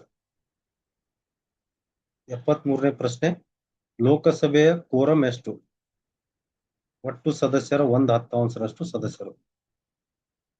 ಒಟ್ಟು ಸದಸ್ಯರ 1/10ರಷ್ಟು ಸದಸ್ಯರು. 74 ಲೋಕಸಭೆ ಯಾವ ವಿಧಿಯಡಿ ರಚಿಸಲಾಗಿದೆ? 79ನೇ ವಿಧಿ. ಲೋಕಸಭೆ ಯಾವ ವಿಧಿಯಡಿಯಲ್ಲಿ ರಚಿಸಲಾಗಿದೆ? 79ನೇ ವಿಧಿ. ಇನ್ನ 124ನೇ ವಿಧಿ ಸುಪ್ರೀಂ ಕೋರ್ಟಿನ ಸ್ಥಾಪನೆ ಬಗ್ಗೆ ಮಾಹಿತಿ ಕೊಡುತ್ತದೆ. 324ನೇ ವಿಧಿ ಚುನಾವಣಾ ಆಯೋಗದ ಬಗ್ಗೆ ಮಾಹಿತಿ ಕೊಡುತ್ತದೆ. 368ನೇ ವಿಧಿ ಸಂವಿಧಾನ ತಿದ್ದುಪಡಿಯ ಬಗ್ಗೆ ಮಾಹಿತಿ ಕೊಡುತ್ತದೆ. ರಾಜ್ಯಸಭೆಯ ಸದಸ್ಯರನ್ನು ಯಾರು ಆಯ್ಕೆ ಮಾಡುತ್ತಾರೆ? ರಾಜ್ಯ ವಿಧಾನಸಭೆಯ ಆಯ್ಕೆಯಾದ ಸದಸ್ಯರು. ರಾಜ್ಯಸಭೆಯ ಸದಸ್ಯರನ್ನು ಯಾರು ಆಯ್ಕೆ ಮಾಡುತ್ತಾರೆ? ರಾಜ್ಯ ವಿಧಾನಸಭೆಯ ಸದಸ್ಯರು. ರಾಜ್ಯಸಭೆಯ ಸದಸ್ಯರ ಸಾಮಾನ್ಯ ಅವಧಿ ಎಷ್ಟು? 6 ವರ್ಷ. ರಾಜ್ಯಸಭೆಯ ಸದಸ್ಯರ ಸಾಮಾನ್ಯ ಅವಧಿ ಎಷ್ಟು? 6 ವರ್ಷ. ರಾಜ್ಯಸಭೆಯ ಎಷ್ಟು ಸದಸ್ಯರನ್ನು ರಾಷ್ಟ್ರಪತಿ ನಾಮನಿರ್ದೇಶನ ಮಾಡುತ್ತಾರೆ? 12. ರಾಷ್ಟ್ರಪತಿ ನಾಮನಿರ್ದೇಶನ ಮಾಡುವ ರಾಜ್ಯಸಭೆಯ ಸದಸ್ಯರು ಯಾವ ಕ್ಷೇತ್ರಗಳಿಂದಿರುತ್ತಾರೆ? ಸಾಹಿತ್ಯ, ವಿಜ್ಞಾನ, ಕಲೆ, ಸಮಾಜ ಸೇವೆ, ಸಿನಿಮಾ ಹೀಗೆ ಬೇರೆ ಬೇರೆ ಕ್ಷೇತ್ರಗಳಲ್ಲಿ ಸೇವೆ ಸಲ್ಲಿಸಿದವರನ್ನ ರಾಷ್ಟ್ರಪತಿಗಳು ನಾಮನಿರ್ದೇಶನವನ್ನು ರಾಜ್ಯಸಭೆಗೆ ಮಾಡುತ್ತಾರೆ. ರಾಜ್ಯಸಭೆ ಯಾವಾಗಲೂ ಇರುವುದರಿಂದ ಅದನ್ನು ಏನೆಂದು ಕರೆಯುತ್ತಾರೆ? ಶಾಶ್ವತ ಸದನವೆಂದು ಕರೆಯುತ್ತೇವೆ. 80 ಉಪರಾಷ್ಟ್ರಪತಿ ಗೈರು ಹಾಜರಾದರೆ ರಾಜ್ಯಸಭೆಗೆ ಅಧ್ಯಕ್ಷತೆ ವಹಿಸುವವರು ಯಾರು? ಉಪಸಭಾಪತಿ. 81 ರಾಜ್ಯಸಭೆಯು ಹಣಕಾಸು ಮಸೂದೆಯನ್ನು ಎಷ್ಟು ದಿನಗಳೊಳಗೆ ಹಿಂದಿರುಗಿಸಬೇಕು? 14 ದಿನ. 14 ದಿನಗಳ ಒಳಗಾಗಿ ರಾಜ್ಯಸಭೆಯು ಹಣಕಾಸು ಮಸೂದೆಯನ್ನ ತನ್ನ ಒಪ್ಪಿಗೆಯೊಂದಿಗೆ ಅಥವಾ ತಿದ್ದುಪಡಿಯೊಂದಿಗೆ ಅಥವಾ ತಿದ್ದುಪಡಿ ಇಲ್ಲದೆ ಲೋಕಸಭೆಗೆ ಕಳುಹಿಸಬೇಕು. 82 ಸುಪ್ರೀಂ ಕೋರ್ಟ್ಗೆ ಸಂಬಂಧಿಸಿದ ಸಂವಿಧಾನದ ವಿಧಿ ಯಾವುದು? 124ನೇ ವಿಧಿ. ಇದು ಸುಪ್ರೀಂ ಕೋರ್ಟ್ನ ಸ್ಥಾಪನೆಯ ಬಗ್ಗೆ ತಿಳಿಸುವಂತಹ ವಿಧಿ. ಇನ್ನು 32ನೇ ವಿಧಿ ಸಂವಿಧಾನಾತ್ಮಕ ಪರಿಹಾರಗಳ ಹಕ್ಕುಗಳ ಬಗ್ಗೆ ಮಾಹಿತಿ ಕೊಡುತ್ತದೆ. 356ನೇ ವಿಧಿ ರಾಜ್ಯ ತುರ್ತು ಪರಿಸ್ಥಿತಿಯ ಬಗ್ಗೆ ಮಾಹಿತಿ ಕೊಡುತ್ತದೆ. 368ನೇ ವಿಧಿ ಸಂವಿಧಾನ ತಿದ್ದುಪಡಿ ವಿಧಾನದ ಬಗ್ಗೆ ಮಾಹಿತಿ ಕೊಡುತ್ತದೆ.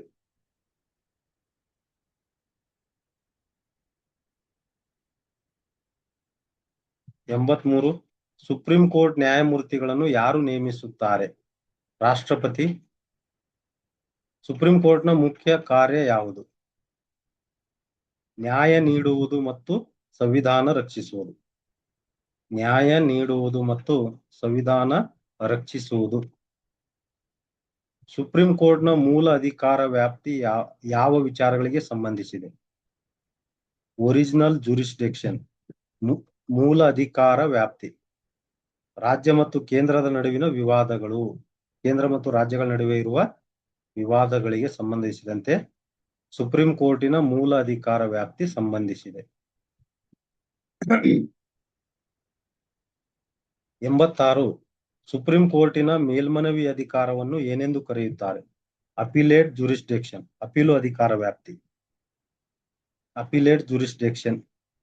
ರಾಷ್ಟ್ರಪತಿ ಸುಪ್ರೀಂ ಕೋರ್ಟ್ನ ಸಲಹೆ ಕೇಳುವ ಅಧಿಕಾರ ಯಾವ ವಿಧಿಯ ಪ್ರಕಾರ? ವಿಧಿ 143. 143ನೇ ವಿಧಿಯ ಪ್ರಕಾರ ರಾಷ್ಟ್ರಪತಿಯವರು ಸುಪ್ರೀಂ ಕೋರ್ಟ್ನಿನ ಸಲಹೆಯನ್ನ ಕೇಳುತ್ತಾರೆ. 72ನೇ ವಿಧಿ ರಾಷ್ಟ್ರಪತಿಯವರ ಕ್ಷಮಾದಾನ ಅಧಿಕಾರದ ಬಗ್ಗೆ ತಿಳಿಸುತ್ತದೆ. 123ನೇ ವಿಧಿ ರಾಷ್ಟ್ರಪತಿಯವರ ಸುಗ್ರೀವಾಜ್ಞೆ ಅಧಿಕಾರಗಳ ಬಗ್ಗೆ ತಿಳಿಸುತ್ತದೆ. 356ನೇ ವಿಧಿ ರಾಜ್ಯ ತುರ್ತು ಪರಿಸ್ಥಿತಿಯ ಬಗ್ಗೆ ಮಾಹಿತಿ ಕೊಡುತ್ತದೆ. 98 ಸುಪ್ರೀಂ ಕೋರ್ಟ್ ನ್ಯಾಯಮೂರ್ತಿಯನ್ನು ಹೇಗೆ ಪದಚ್ಯುತಿಗೊಳಿಸಲಾಗುತ್ತದೆ? ಮಹಾಭಿಯೋಗದ ಮೂಲಕ. ಭಾರತದ ನ್ಯಾಯಾಂಗದ ಶೃಂಗ ಯಾವುದು? Supreme court. ನ್ಯಾಯ ಪರಿಶೀಲನೆ ಅಧಿಕಾರ ಯಾವ ಸಂಸ್ಥೆಯ ಪ್ರಮುಖ ಲಕ್ಷಣ? Supreme court. ಭಾರತದ ಸಂಸತ್ತು ಯಾವ 3 ಭಾಗಗಳಿಂದ ಕೂಡಿದೆ? ಲೋಕಸಭೆ, ರಾಜ್ಯಸಭೆ ಮತ್ತು ರಾಷ್ಟ್ರಪತಿ. ರಾಜ್ಯದ ಸಂವಿಧಾನಾತ್ಮಕ ಮುಖ್ಯಸ್ಥ ಯಾರು? ರಾಜ್ಯಪಾಲರು. ರಾಜ್ಯಪಾಲರನ್ನು ಯಾರು ನೇಮಿಸುತ್ತಾರೆ? ರಾಷ್ಟ್ರಪತಿ. ರಾಜ್ಯಪಾಲರ ಅವಧಿ ಎಷ್ಟು? 5 ವರ್ಷ. ರಾಜ್ಯಪಾಲರಾಗಲು ಕನಿಷ್ಠ ವಯಸ್ಸು ಎಷ್ಟು? 35 ವರ್ಷ. ರಾಜ್ಯಪಾಲರು ಯಾರ ಪ್ರತಿನಿಧಿಯಾಗಿರುತ್ತಾರೆ? ರಾಷ್ಟ್ರಪತಿ ಅಥವಾ ಕೇಂದ್ರ ಸರ್ಕಾರದ ಪ್ರತಿನಿಧಿಯಾಗಿ ಕಾರ್ಯವನ್ನ ನಿರ್ವಹಿಸುತ್ತಾರೆ. ರಾಜ್ಯಪಾಲರು ರಾಜೀನಾಮೆ ಯಾರಿಗೆ ಸಲ್ಲಿಸುತ್ತಾರೆ? ರಾಷ್ಟ್ರಪತಿ. ರಾಜ್ಯಪಾಲರು ಯಾವ ವಿಧಿಯಡಿಯಲ್ಲಿ ನೇಮಕಗೊಳ್ಳುತ್ತಾರೆ? 153. 153ನೇ ವಿಧಿಯ ಪ್ರಕಾರ ರಾಜ್ಯಪಾಲರು ನೇಮಕವಾಗುತ್ತಾರೆ. 99. ರಾಜ್ಯಪಾಲರು ರಾಜ್ಯ ವಿಧಾನಸಭೆಯನ್ನು ವಿಸರ್ಜಿಸುವ ಅಧಿಕಾರ ಹೊಂದಿರುತ್ತಾರೆ. ಹೌದು. ರಾಜ್ಯಪಾಲರು ಅವಧಿಗಿಂತ ಮುಂಚೆನೆ ವಿಧಾನಸಭೆಯನ್ನ ಅದನ್ನು ವಿಸರ್ಜಿಸಬಹುದು. 100. ರಾಜ್ಯಪಾಲರು ರಾಜ್ಯದಲ್ಲಿ ಅಧಿಸೂಚನೆ ಹೊರಡಿಸುವ ವಿಧಿ ಯಾವುದು? 213. ಸುಗ್ರೀವಾಜ್ಞೆಯನ್ನ ಹೊರಡಿಸುವ ವಿಧಿ ಯಾವುದು? 213. 123 ರಾಷ್ಟ್ರಪತಿಗಳ ಸುಗ್ರೀವಾಜ್ಞೆ. ರಾಜ್ಯ ತುರ್ತು ಪರಿಸ್ಥಿತಿ, ಸಂವಿಧಾನ ತಿದ್ದುಪಡಿ ವಿಧಾನ. 368ನೇ ವಿಧಿ. 101. ರಾಜ್ಯಪಾಲರು ಪ್ರಮಾಣ ವಚನವನ್ನು ಯಾರ ಮುಂದೆ ಸ್ವೀಕರಿಸುತ್ತಾರೆ?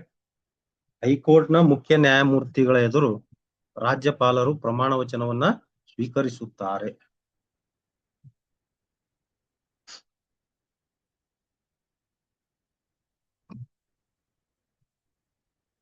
ರಾಜ್ಯದ ವಾಸ್ತವಿಕ ಕಾರ್ಯಾಂಗದ ಮುಖ್ಯಸ್ಥ ಯಾರು? ಮುಖ್ಯಮಂತ್ರಿ.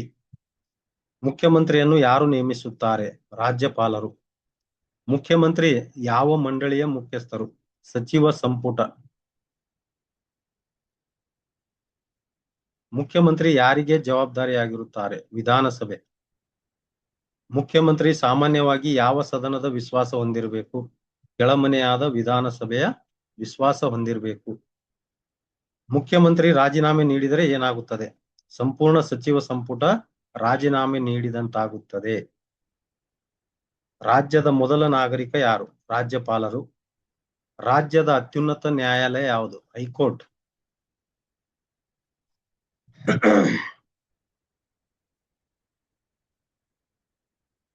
110. ಹೈಕೋರ್ಟ್ ನ್ಯಾಯಮೂರ್ತಿಗಳನ್ನು ಯಾರು ನೇಮಿಸುತ್ತಾರೆ? ರಾಷ್ಟ್ರಪತಿ. ಹೈಕೋರ್ಟ್ ನ್ಯಾಯಮೂರ್ತಿಗಳ ನಿವೃತ್ತಿ ವಯಸ್ಸು ಎಷ್ಟು? 65 ವರ್ಷ. ಹೈಕೋರ್ಟ್ಗೆ ಸಂಬಂಧಿಸಿದ ವಿಧಿ ಯಾವುದು? 214. ಹೈಕೋರ್ಟ್ನ ಮುಖ್ಯ ನ್ಯಾಯಮೂರ್ತಿಯನ್ನು ಯಾರು ನೇಮಿಸುತ್ತಾರೆ? ರಾಷ್ಟ್ರಪತಿ. ಹೈಕೋರ್ಟ್ನ ಯಾವ ನ್ಯಾಯಾಂಗದ ಭಾಗವಾಗಿದೆ? ರಾಜ್ಯ ನ್ಯಾಯಾಂಗ. ಹೈಕೋರ್ಟ್ನ ತೀರ್ಪಿನ ವಿರುದ್ಧ ಮೇಲ್ಮನವಿ ಎಲ್ಲಿಗೆ ಹೋಗಬಹುದು? Supreme court. ಒಬ್ಬ ವ್ಯಕ್ತಿ ಒಂದಕ್ಕಿಂತ ಹೆಚ್ಚು ರಾಜ್ಯಗಳ ರಾಜ್ಯಪಾಲರಾಗಬಹುದೇ? ಆಗಬಹುದು. ಹೌದು. ಒಬ್ಬ ವ್ಯಕ್ತಿ ಒಂದಕ್ಕಿಂತ ಹೆಚ್ಚು ರಾಜ್ಯಗಳ ರಾಜ್ಯಪಾಲರಾಗಿ ಕಾರ್ಯನಿರ್ವಹಿಸಬಹುದು. ರಾಜ್ಯಪಾಲರ ವೇತನ ಮತ್ತು ಭತ್ಯೆಗಳನ್ನು ಯಾರು ನಿರ್ಧರಿಸುತ್ತಾರೆ? ಸಂಸತ್ತು. ಸಂಸತ್ತು ರಾಜ್ಯಪಾಲರ ವೇತನ ಮತ್ತು ಭತ್ಯೆಗಳನ್ನು ನಿರ್ಧರಿಸುತ್ತದೆ. 118. ರಾಜ್ಯಪಾಲರು ರಾಜ್ಯದ ವಿಶ್ವವಿದ್ಯಾಲಯಗಳ ಏನಾಗಿರುತ್ತಾರೆ? ಕುಲಾಧಿಪತಿ, ಚಾನ್ಸಲರ್. ರಾಜ್ಯಪಾಲರು ರಾಜ್ಯದಲ್ಲಿ ತುರ್ತು ವರದಿ ಯಾರಿಗೆ ಕಳುಹಿಸುತ್ತಾರೆ? ರಾಷ್ಟ್ರಪತಿ. ಮುಖ್ಯಮಂತ್ರಿ ಯಾವ ವಿಧಿಯಡಿಯಲ್ಲಿ ಉಲ್ಲೇಖಗೊಂಡಿದ್ದಾರೆ? 163 ಮತ್ತು 164ನೇ ವಿಧಿಯ ಪ್ರಕಾರ ಮುಖ್ಯಮಂತ್ರಿಗಳನ್ನ ನೇಮಕ ಮಾಡಬಹುದು ಅಥವಾ ಮುಖ್ಯಮಂತ್ರಿಯವರಿಗೆ ಸಂಬಂಧಪಟ್ಟಂತೆ ಉಲ್ಲೇಖಗೊಂಡಂತ ವಿಧಿಗಳು 163, 164.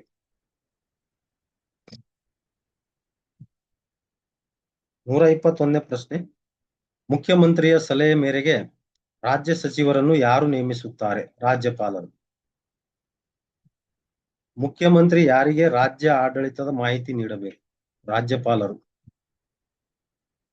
ರಾಜ್ಯ ಸಚಿವ ಸಂಪುಟದ ಅಧ್ಯಕ್ಷತೆ ವಹಿಸುವವರು ಮುಖ್ಯಮಂತ್ರಿ. ಹೈಕೋರ್ಟ್ ನ್ಯಾಯಮೂರ್ತಿಗಳ ನೇಮಕದಲ್ಲಿ ಯಾರೊಂದಿಗೆ ಸಮಾಲೋಚನೆ ಮಾಡುತ್ತಾರೆ? ಸುಪ್ರೀಂ ಕೋರ್ಟ್ ಮುಖ್ಯ ನ್ಯಾಯಮೂರ್ತಿ ಮತ್ತು ರಾಜ್ಯಪಾಲರು. ಹೈಕೋರ್ಟ್ ನ್ಯಾಯಮೂರ್ತಿಗಳನ್ನು ಹೇಗೆ ತೆಗೆದುಹಾಕಲಾಗುತ್ತೆ? ರಾಷ್ಟ್ರಪತಿ ಆದೇಶದಿಂದ ಸಂಸತ್ತಿನ ಮಹಾಭಿಯೋಗದ ಮೂಲಕ ಹೈಕೋರ್ಟಿನ ನ್ಯಾಯಮೂರ್ತಿಗಳನ್ನ ಅಧಿಕಾರದಿಂದ ತೆಗೆದುಹಾಕಲಾಗುತ್ತದೆ. ಹೈಕೋರ್ಟ್ ದಾಖಲೆ ನ್ಯಾಯಾಲಯವೇ? ಹೌದು, ಹೈಕೋರ್ಟ್ ದಾಖಲೆಯ ನ್ಯಾಯಾಲಯವಾಗಿದೆ. 127ನೇ ಪ್ರಶ್ನೆ. ಹೈಕೋರ್ಟ್ನ ಮೇಲ್ವಿಚಾರಣಾ ಅಧಿಕಾರ ಯಾವ ವಿಧಿಯಲ್ಲಿದೆ? 227ನೇ ವಿಧಿ ಹೈಕೋರ್ಟಿನ ಮೇಲ್ವಿಚಾರಣಾ ಅಧಿಕಾರದ ಬಗ್ಗೆ ಮಾಹಿತಿ ಕೊಡುತ್ತದೆ. ಇನ್ನು 226ನೇ ವಿಧಿ ಮೂಲಭೂತ ಹಕ್ಕುಗಳನ್ನು ರಕ್ಷಿಸಲು ರಿಟ್ಗಳನ್ನು ಹೊರಡಿಸುವುದರ ಬಗ್ಗೆ. 214 ಪ್ರತಿ ರಾಜ್ಯಕ್ಕೆ ಹೈಕೋರ್ಟ್ ಇರಬೇಕೆಂಬ ಮಾಹಿತಿಯನ್ನ ಕೊಡುತ್ತದೆ. ಇನ್ನ 324ನೇ ವಿಧಿ ಚುನಾವಣಾ ಆಯೋಗದ ಬಗ್ಗೆ ಮಾಹಿತಿ ಕೊಡುತ್ತದೆ. 128ನೇ ಪ್ರಶ್ನೆ. ಹೈಕೋರ್ಟ್ ರಿಟ್ ಅಧಿಕಾರ ಯಾವ ವಿಧಿಯಲ್ಲಿ ಇದೆ? 226ನೇ ವಿಧಿ. 226ನೇ ವಿಧಿ. ಕರ್ನಾಟಕ ಹೈಕೋರ್ಟ್ ಎಲ್ಲಿದೆ? ಬೆಂಗಳೂರು. ರಾಜ್ಯಪಾಲರು ಸಾಮಾನ್ಯವಾಗಿ ಯಾರ ಸಲಹೆ ಮೇರೆಗೆ ಕಾರ್ಯನಿರ್ವಹಿಸುತ್ತಾರೆ? ಮುಖ್ಯಮಂತ್ರಿ ಮತ್ತು ಸಚಿವ ಸಂಪುಟ. ವಿಧಾನಸಭೆಯನ್ನು ಏನೆಂದು ಕರೆಯುತ್ತಾರೆ? ಕೆಳಮನೆ. ವಿಧಾನಸಭೆಯ ಸದಸ್ಯರನ್ನು ಯಾರು ಆಯ್ಕೆ ಮಾಡುತ್ತಾರೆ? ಜನರೇ ನೇರವಾಗಿ ವಿಧಾನಸಭೆಯ ಸದಸ್ಯರನ್ನು ಆಯ್ಕೆ ಮಾಡುತ್ತಾರೆ. ವಿಧಾನಸಭೆಯ ಸಾಮಾನ್ಯ ಅವಧಿ 5 ವರ್ಷಗಳು. ವಿಧಾನಸಭೆಯ ಸಾಮಾನ್ಯ ಅವಧಿ 5 ವರ್ಷ. ವಿಧಾನಸಭೆಗೆ ಸ್ಪರ್ಧಿಸಲು ಕನಿಷ್ಠ ವಯಸ್ಸು 25 ವರ್ಷ. ವಿಧಾನಸಭೆಗೆ ಸ್ಪರ್ಧಿಸಲು ಕನಿಷ್ಠ ವಯಸ್ಸು ಎಷ್ಟು? 25 ವರ್ಷ. ವಿಧಾನಸಭೆಯ ಸಭಾಧ್ಯಕ್ಷರನ್ನು ಏನೆಂದು ಕರೆಯುತ್ತಾರೆ? ಸ್ಪೀಕರ್. ಸಭಾಧ್ಯಕ್ಷ ಸ್ಪೀಕರ್ ಎಂದು ಕರೆಯುತ್ತಾರೆ. 136. ರಾಜ್ಯದಲ್ಲಿ ಹಣಕಾಸು ಮಸೂದೆ ಮೊದಲು ಯಾವ ಸದನದಲ್ಲಿ ಮಂಡನೆ ಆಗುತ್ತದೆ? ವಿಧಾನಸಭೆಯಲ್ಲಿ. ರಾಜ್ಯ ಸಚಿವ ಸಂಪುಟ ಯಾರಿಗೆ ಜವಾಬ್ದಾರಿಯಾಗಿರುತ್ತದೆ? ವಿಧಾನಸಭೆ. ಅವಿಶ್ವಾಸ ನಿರ್ಣಯ ಯಾವ ಸದನದಲ್ಲಿ ತರಲಾಗುತ್ತದೆ? ವಿಧಾನಸಭೆ. 139. ವಿಧಾನಸಭೆಯನ್ನು ಯಾರು ವಿಸರ್ಜಿಸಬಹುದು? ರಾಜ್ಯಪಾಲರು. 140. ವಿಧಾನಸಭೆಯ ಸದಸ್ಯರನ್ನು ಏನೆಂದು ಕರೆಯುತ್ತಾರೆ? MLA, member of legislative assembly. MP ಎಂದರೆ ಮೆಂಬರ್ ಆಫ್ ಪಾರ್ಲಿಮೆಂಟ್. ಎಂಎಲ್ಸಿ ಅಂದರೆ ಮೆಂಬರ್ ಆಫ್ ಲೆಜಿಸ್ಲೇಟಿವ್ ಕೌನ್ಸಿಲ್. 141. ವಿಧಾನ ಪರಿಷತ್ತನ್ನು ಏನೆಂದು ಕರೆಯುತ್ತಾರೆ? ಮೇಲ್ಮನೆ. ವಿಧಾನ ಪರಿಷತ್ತು ಯಾವ ರೀತಿಯ ಸದನ? ಶಾಶ್ವತ ಸದನ. ವಿಧಾನ ಪರಿಷತ್ತು ಶಾಶ್ವತ ಸದನವಾಗಿದೆ. ವಿಧಾನ ಪರಿಷತ್ತಿನ ಸದಸ್ಯರನ್ನು ಏನೆಂದು ಕರೆಯುತ್ತಾರೆ? MLC, member of legislative council. 144. ವಿಧಾನ ಪರಿಷತ್ತಿನ ಸದಸ್ಯರ ಅವಧಿ ಎಷ್ಟು? 6 ವರ್ಷ. ವಿಧಾನ ಪರಿಷತ್ತಿಗೆ ಸ್ಪರ್ಧಿಸಲು ಕನಿಷ್ಠ ವಯಸ್ಸು ಎಷ್ಟು? 30 ವರ್ಷ. ವಿಧಾನ ಪರಿಷತ್ತಿನ ಅಧ್ಯಕ್ಷರನ್ನು ಏನೆಂದು ಕರೆಯುತ್ತಾರೆ? ಚೇರ್ಮನ್. ವಿಧಾನ ಪರಿಷತ್ತನ್ನು ವಿಸರ್ಜಿಸಲಾಗುತ್ತದೆಯೇ? ಇಲ್ಲ, ವಿಸರ್ಜಿಸಲು ಬರುವುದಿಲ್ಲ, ಏಕೆಂದರೆ ಅದು ಶಾಶ್ವತ ಸದನವಾಗಿದೆ. ವಿಧಾನ ಪರಿಷತ್ತಿನ ಎಷ್ಟು ಸದಸ್ಯರು ಪ್ರತಿ 2 ವರ್ಷಕ್ಕೊಮ್ಮೆ ನಿವೃತ್ತಿಯಾಗುತ್ತಾರೆ? 1/3 ಸದಸ್ಯರು. ವಿಧಾನ ಪರಿಷತ್ತಿನ 1/3 ಸದಸ್ಯರು ಪ್ರತಿ 2 ವರ್ಷಕ್ಕೊಮ್ಮೆ ನಿವೃತ್ತಿ ಆಗುತ್ತಾರೆ. 149. ರಾಜ್ಯದ ಶಾಸನ ಮಂಡಳಿ ಯಾವ 2 ಸದನಗಳಿಂದ ಕೂಡಿರಬಹುದು? ವಿಧಾನಸಭೆ ಮತ್ತು ವಿಧಾನ ಪರಿಷತ್ತು. ವಿಧಾನಸಭೆ ಮತ್ತು ವಿಧಾನ ಪರಿಷತ್ತು. 150. ಎಲ್ಲಾ ರಾಜ್ಯಗಳಲ್ಲಿ ವಿಧಾನ ಪರಿಷತ್ತು ಇದೆಯೇ? ಇಲ್ಲ. ಕೇವಲ 6 ರಾಜ್ಯಗಳಲ್ಲಿ ಮಾತ್ರ ವಿಧಾನ ಪರಿಷತ್ತು ಇದೆ ಅನ್ನೋದು. ಕರ್ನಾಟಕ, ಮಹಾರಾಷ್ಟ್ರ, ಆಂಧ್ರ ಪ್ರದೇಶ್, ತೆಲಂಗಾಣ, ಬಿಹಾರ್ ಮತ್ತು ಉತ್ತರ ಪ್ರದೇಶ್. 151ನೇ ಪ್ರಶ್ನೆ. ವಿಧಾನ ಪರಿಷತ್ತಿನ ರಚನೆಗೆ ಸಂಬಂಧಿಸಿದ ವಿಧಿ ಯಾವುದು? 168 ಮತ್ತು 169ನೇ ವಿಧಿ ವಿಧಾನ ಪರಿಷತ್ತಿನ ರಚನೆ ಬಗ್ಗೆ ಮಾಹಿತಿಯನ್ನ ಕೊಡುತ್ತವೆ. 152ನೇ ಪ್ರಶ್ನೆ. ರಾಜ್ಯದ ಶಾಸನಾಂಗದ ಭಾಗ ಯಾರು? ರಾಜ್ಯಪಾಲರು ಮತ್ತು ಶಾಸನ ಮಂಡಳಿ. ಅಂದರೆ ವಿಧಾನ ಸಭೆ ಮತ್ತು ವಿಧಾನ ಪರಿಷತ್ತು ರಾಜ್ಯಪಾಲರು ಸೇರಿ ರಾಜ್ಯ ಶಾಸನಾಂಗದ ಭಾಗವಾಗಿದ್ದಾರೆ. 153. ವಿಧಾನ ಪರಿಷತ್ತಿನ ಸದಸ್ಯರನ್ನು ಯಾರು ಆಯ್ಕೆ ಮಾಡುತ್ತಾರೆ? ವಿವಿಧ ಚುನಾಯಿತ ಮಂಡಳಿಗಳು ಮತ್ತು ನಾಮನಿರ್ದೇಶನದ ಮೂಲಕ. ವಿವಿಧ ಚುನಾಯಿತ ಮಂಡಳಿಗಳು ಮತ್ತು ನಾಮನಿರ್ದೇಶನದ ಮೂಲಕ. 154. ವಿಧಾನಸಭೆಯ ಕನಿಷ್ಠ ಸದಸ್ಯರ ಸಂಖ್ಯೆ ಎಷ್ಟು? 60.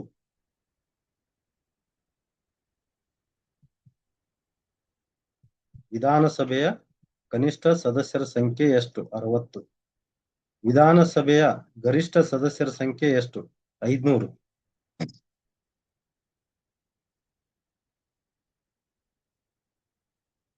ವಿಧಾನಸಭೆಯ ಗರಿಷ್ಠ ಸದಸ್ಯರ ಸಂಖ್ಯೆ ಎಷ್ಟು? 500. ವಿಧಾನಸಭೆಯ ಕೋರಂ ಎಷ್ಟು?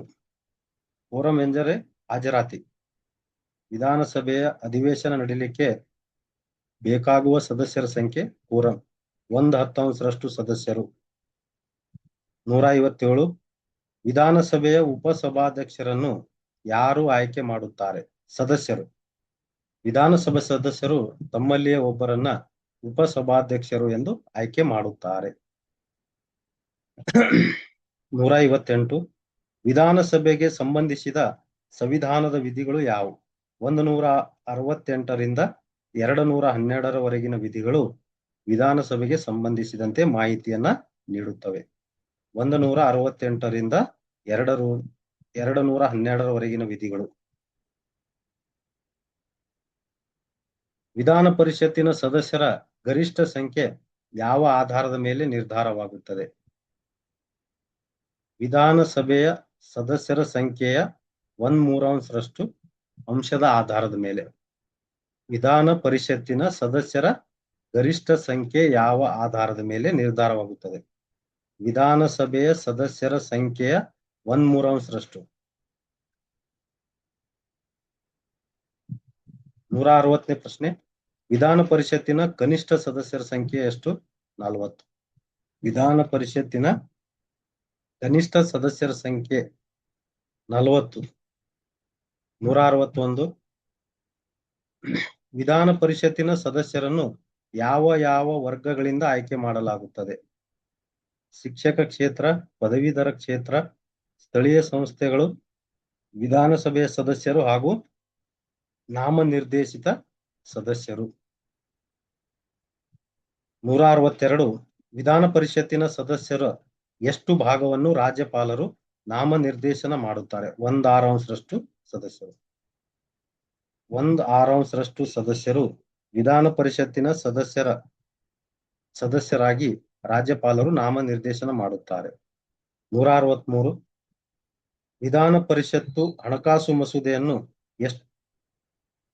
ಎಷ್ಟು ದಿನಗಳವರೆಗೆ ತಡೆ ಹಿಡಿಯಬಹುದು? 14 ದಿನ. 14 ದಿನಗಳವರೆಗೆ ವಿಧಾನ ಪರಿಷತ್ತು ಹಣಕಾಸು ಮಸೂದೆಯನ್ನ ತನ್ನತ್ರ ಇಟ್ಟುಕೊಳ್ಳಬಹುದು. 164. ವಿಧಾನ ಪರಿಷತ್ತಿನ ಸದಸ್ಯರ ನಿವೃತ್ತಿಯ ಕ್ರಮ ಯಾವುದು? ಪ್ರತಿ 2 ವರ್ಷಕ್ಕೊಮ್ಮೆ 1/3 ಸದಸ್ಯರು ನಿವೃತ್ತಿಯಾಗುತ್ತಾರೆ. ಒಟ್ಟು ಸದಸ್ಯರಲ್ಲಿ ಪ್ರತಿ 2 ವರ್ಷಕ್ಕೊಮ್ಮೆ 1/3 ಸದಸ್ಯರು ನಿವೃತ್ತಿಯಾಗುತ್ತಾರೆ. 165. ವಿಧಾನ ಪರಿಷತ್ತನ್ನು ರಚಿಸುವ ಅಥವಾ ರದ್ದುಗೊಳಿಸುವ ಅಧಿಕಾರ ಯಾರಿಗಿದೆ? ಸಂಸತ್ತು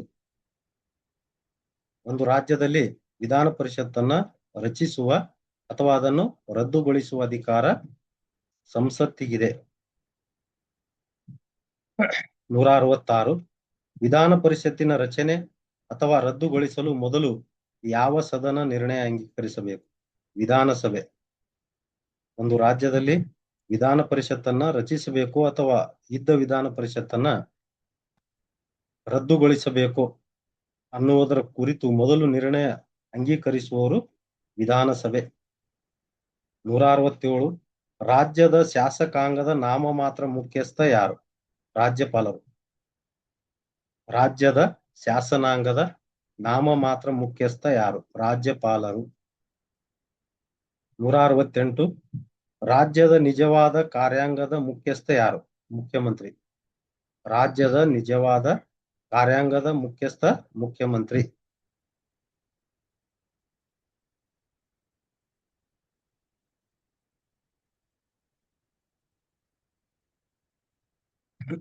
169 NHRC ಪೂರ್ಣ ರೂಪ ಯಾವುದು? National human rights commission. ರಾಷ್ಟ್ರೀಯ ಮಾನವ ಹಕ್ಕುಗಳ ಆಯೋಗವನ್ನ ನಾವು NHRC ಎಂದು ಕರೆಯುತ್ತೇವೆ. National human rights commission. ರಾಷ್ಟ್ರೀಯ ಮಾನವ ಹಕ್ಕುಗಳ ಆಯೋಗವನ್ನು ಯಾವ ವರ್ಷದಲ್ಲಿ ಸ್ಥಾಪಿಸಲಾಯಿತು? 1993.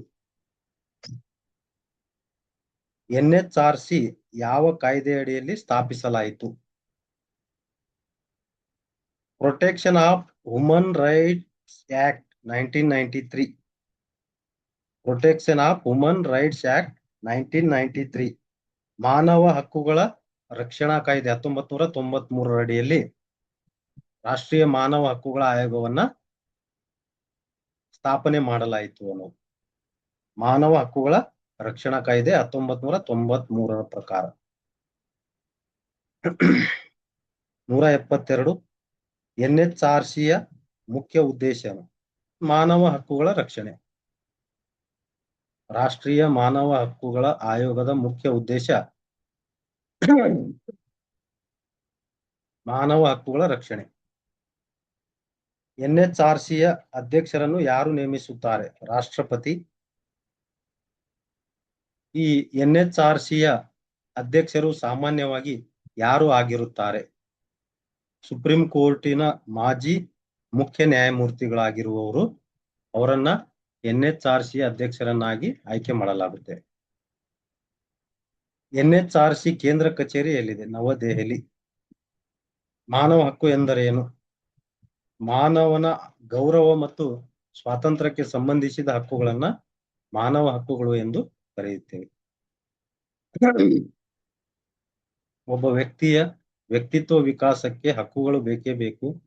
ಹಕ್ಕುಗಳಿಲ್ಲದರೆ ನಮ್ಮ ವ್ಯಕ್ತಿತ್ವ ವಿಕಾಸವಾಗಲು ಸಾಧ್ಯವಿಲ್ಲ. 177 NCSCಯ ಪೂರ್ಣ ರೂಪ ಯಾವುದು? National commission for schedule caste. ರಾಷ್ಟ್ರೀಯ ಪರಿಶಿಷ್ಟ ಜಾತಿಗಳ ಆಯೋಗ. NCSC national commission for schedule costs. ರಾಷ್ಟ್ರೀಯ ಪರಿಶಿಷ್ಟ ಜಾತಿಗಳ ಆಯೋಗ ಯಾವ ವಿಧಿಯಲ್ಲಿ ಉಲ್ಲೇಖವಾಗಿದೆ? 338ನೇ ವಿಧಿ. 338ನೇ ವಿಧಿಯಲ್ಲಿ ಈ ರಾಷ್ಟ್ರೀಯ ಪರಿಶಿಷ್ಟ ಜಾತಿಗಳ ಆಯೋಗದ ಬಗ್ಗೆ ಉಲ್ಲೇಖವಿದೆ. NCSC ಅಧ್ಯಕ್ಷರನ್ನು ಯಾರು ನೇಮಿಸುತ್ತಾರೆ? ರಾಷ್ಟ್ರಪತಿ. ರಾಷ್ಟ್ರೀಯ ಪರಿಶಿಷ್ಟ ಜಾತಿಗಳ ಆಯೋಗದ ಅಧ್ಯಕ್ಷರನ್ನು ರಾಷ್ಟ್ರಪತಿ ನೇಮಿಸುತ್ತಾರೆ. ಈ ರಾಷ್ಟ್ರೀಯ ಪರಿಶಿಷ್ಟ ಜಾತಿಗಳ ಆಯೋಗದ ಮುಖ್ಯ ಉದ್ದೇಶ ಏನು? ಪರಿಶಿಷ್ಟ ಜಾತಿಗಳ ಹಕ್ಕು ಮತ್ತು ಕಲ್ಯಾಣವನ್ನ ರಕ್ಷಣೆ ಮಾಡೋದು. ಪರಿಶಿಷ್ಟ ಜಾತಿಗಳ ಹಕ್ಕು ಮತ್ತು ಕಲ್ಯಾಣವನ್ನು ರಕ್ಷಣೆ ಮಾಡುವುದು. 181 ರಾಷ್ಟ್ರೀಯ ಪರಿಶಿಷ್ಟ ಜಾತಿಗಳ ಆಯೋಗಕ್ಕೆ ಸಂಬಂಧಿಸಿದ ಸಂವಿಧಾನದ ವಿಧಿ ಯಾವುದು? 338ನೇ ವಿಧಿ. 182 NCST ಪೂರ್ಣ ರೂಪ ಯಾವುದು? National commission for schedule tribes. ರಾಷ್ಟ್ರೀಯ ಪರಿಶಿಷ್ಟ ಪಂಗಡಗಳ ಆಯೋಗ, national commission for scheduled tribes. ರಾಷ್ಟ್ರೀಯ ಪರಿಶಿಷ್ಟ ಪಂಗಡಗಳ ಆಯೋಗ ಯಾವ ವಿಧಿಯಲ್ಲಿ ಉಲ್ಲೇಖಿಸಲಾಗಿದೆ? 338 ವಿಧಿ. ರಾಷ್ಟ್ರೀಯ ಪರಿಶಿಷ್ಟ ಪಂಗಡಗಳ ಆಯೋಗ ಯಾವ ವಿಧಿಯಲ್ಲಿ ಉಲ್ಲೇಖವಾಗಿದೆ? 338 NCSTಯ ಉದ್ದೇಶವೇನು? ಪರಿಶಿಷ್ಟ ಪಂಗಡಗಳ ಹಕ್ಕು ಮತ್ತು ಅಭಿವೃದ್ಧಿಯ ರಕ್ಷಣೆ. ಪರಿಶಿಷ್ಟ ಪಂಗಡಗಳ ಹಕ್ಕು ಮತ್ತು ಅಭಿವೃದ್ಧಿಯ ರಕ್ಷಣೆ.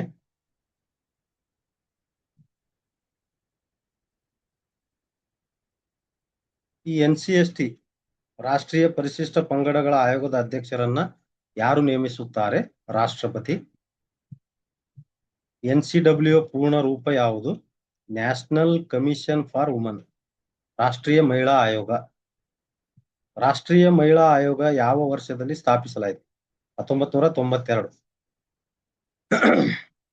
ರಾಷ್ಟ್ರೀಯ ಮಹಿಳಾ ಆಯೋಗವನ್ನು 1992ರಲ್ಲಿ ಸ್ಥಾಪಿಸಲಾಯಿತು. 188 ರಾಷ್ಟ್ರೀಯ ಮಹಿಳಾ ಆಯೋಗದ ಮುಖ್ಯ ಉದ್ದೇಶ ಏನು? ಮಹಿಳಾ ಹಕ್ಕುಗಳ ರಕ್ಷಣೆ ಮತ್ತು ಸಬಲೀಕರಣ. 189 ರಾಷ್ಟ್ರೀಯ ಮಹಿಳಾ ಆಯೋಗದ ಅಧ್ಯಕ್ಷರನ್ನು ಯಾರು ನೇಮಿಸುತ್ತಾರೆ? ಕೇಂದ್ರ ಸರ್ಕಾರ. NHRC, NCSC, NCST ಮತ್ತು NCW ಯಾವ ವರ್ಗಕ್ಕೆ ಸೇರಿವೆ? ಇವೆಲ್ಲವೂ ಸಂವಿಧಾನಾತ್ಮಕ ಅಥವಾ ಕಾನೂನುಬದ್ಧ ಆಯೋಗಗಳು.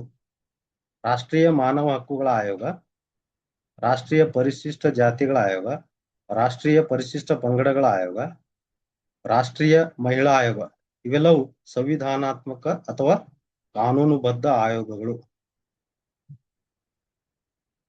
NHRC ಯಾವ ರೀತಿಯ ಸಂಸ್ಥೆ? ಕಾನೂನುಬದ್ಧ ಆಯೋಗ.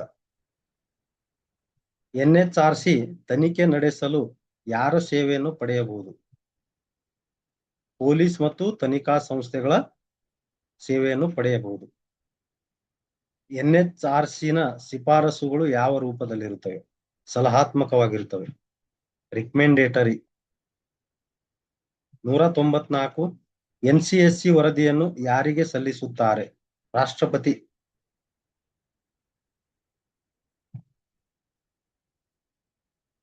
NCST ಯಾವ ವರ್ಷ ಪ್ರತ್ಯೇಕ ಆಯೋಗವಾಗಿ ರಚಿಸಲಾಯಿತು? 2003. ಅಂದರೆ ರಾಷ್ಟ್ರೀಯ ಪರಿಶಿಷ್ಟ ಪಂಗಡಗಳ ಆಯೋಗ ಸಂವಿಧಾನದ 338 ವಿಧಿಯ ಪ್ರಕಾರ 2003ರಲ್ಲಿ ಪ್ರತ್ಯೇಕ ಆಯೋಗವಾಗಿ ರಚನೆಯಾಯಿತು.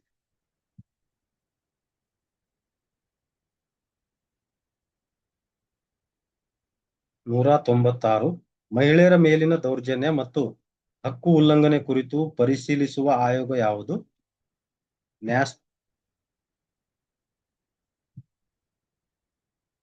National woman commission. ರಾಷ್ಟ್ರೀಯ ಮಹಿಳಾ ಆಯೋಗ NWC ಆಗಬೇಕು. ರಾಷ್ಟ್ರೀಯ ಮಹಿಳಾ ಆಯೋಗ.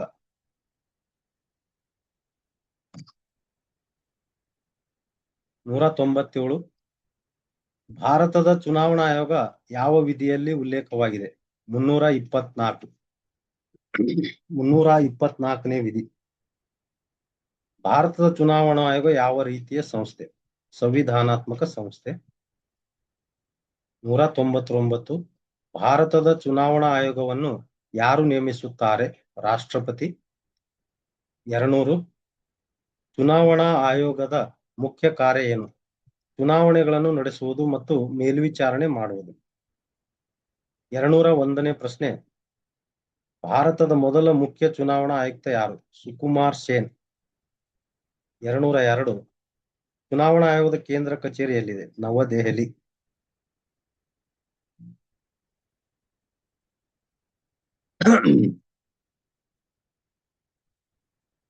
ಭಾರತದ ಚುನಾವಣಾ ಆಯೋಗವು ಯಾವ ಚುನಾವಣೆಯನ್ನು ನಡೆಸುತ್ತದೆ? ಲೋಕಸಭೆ, ರಾಜ್ಯಸಭೆ, ರಾಷ್ಟ್ರಪತಿ ಮತ್ತು ಉಪರಾಷ್ಟ್ರಪತಿ ಚುನಾವಣೆಗಳು, ಇತರೆ ಚುನಾವಣೆಗಳು. 204 ಚುನಾವಣಾ ಆಯೋಗದ ಮುಖ್ಯಸ್ಥರನ್ನು ಏನೆಂದು ಕರೆಯುತ್ತಾರೆ? ಮುಖ್ಯ ಚುನಾವಣಾ ಆಯುಕ್ತ, ಚೀಫ್ ಎಲೆಕ್ಷನ್ ಕಮಿಷನರ್, CEC. 205 ಚುನಾವಣಾ ಆಯೋಗದ ಸದಸ್ಯರನ್ನು ಯಾರು ನೇಮಿಸುತ್ತಾರೆ? ರಾಷ್ಟ್ರಪತಿ. ಮತದಾನದ ಕನಿಷ್ಠ ವಯಸ್ಸು ಎಷ್ಟು? 18 ವರ್ಷ. ಮತದಾನದ ವಯಸ್ಸು 18ಕ್ಕೆ ಇಳಿಸಿದ ತಿದ್ದುಪಡಿ ಯಾವುದು? 61ನೇ ತಿದ್ದುಪಡಿ. 1989ರಲ್ಲಿ ಸಂವಿಧಾನಕ್ಕೆ 61ನೇ ತಿದ್ದುಪಡಿ ತಂದು 326ನೇ ವಿಧಿಗೆ ಮತದಾನದ ವಯಸ್ಸು 21ರಿಂದ 18ಕ್ಕೆ ಇಳಿಸಲಾಯಿತು. ಚುನಾವಣಾ ಆಯೋಗದ ಶಿಫಾರಸಿನ ಮೇರೆಗೆ ರಾಜಕೀಯ ಪಕ್ಷಗಳಿಗೆ ಚಿಹ್ನೆಗಳನ್ನ ಯಾರು ನೀಡುತ್ತಾರೆ? ಚುನಾವಣಾ ಆಯೋಗ. ಚುನಾವಣಾ ಆಯೋಗದ ಮುಖ್ಯ ಉದ್ದೇಶ ಏನು? ಸ್ವತಂತ್ರ ಮತ್ತು ನ್ಯಾಯಸಮ್ಮತ ಚುನಾವಣೆ ನಡೆಸುವುದು. ಚುನಾವಣೆಗಳನ್ನು ಸ್ವತಂತ್ರವಾಗಿ ಮತ್ತು ನ್ಯಾಯಯುತವಾಗಿ ನಡೆಸುವಂತಹ ಉದ್ದೇಶವನ್ನ ಚುನಾವಣಾ ಆಯೋಗ ಹೊಂದಿದೆ. 210. ಭಾರತದಲ್ಲಿ ಮತದಾನವು ರಹಸ್ಯವಾಗಿರುತ್ತದೆ. ಹೌದು, ಭಾರತದಲ್ಲಿ ಮತದಾನ ಪ್ರಕ್ರಿಯೆಯು ರಹಸ್ಯವಾಗಿ ಗೌಪ್ಯವಾಗಿ ನಡೆಯುತ್ತದೆ. 211. ಚುನಾವಣಾ ಆಯೋಗದ ಮುಖ್ಯ ಚುನಾವಣಾ ಆಯುಕ್ತರನ್ನು ಹೇಗೆ ತೆಗೆದು ಹಾಕಲಾಗುತ್ತದೆ? ಸುಪ್ರೀಂ ಕೋರ್ಟ್ ನ್ಯಾಯಮೂರ್ತಿಯಂತೆ ಸುಪ್ರೀಂ ಕೋರ್ಟಿನ ನ್ಯಾಯಮೂರ್ತಿಯನ್ನ ಹೇಗೆ ಮಹಾಭಿಯೋಗ ಅಥವಾ ಇಂಪೀಚ್ಮೆಂಟ್ ಮೂಲಕ ತೆಗೆದು ಹಾಕಲಾಗುತ್ತದೆ, ಅದರಂತೆ ಚುನಾವಣಾ ಆಯೋಗದ ಮುಖ್ಯ ಚುನಾವಣಾ ಆಯುಕ್ತರನ್ನು ತೆಗೆದು ಹಾಕಲಾಗುತ್ತದೆ. 212. ಇವಿಎಂ ಪೂರ್ಣ ರೂಪ ಯಾವುದು? Electronic voting machine.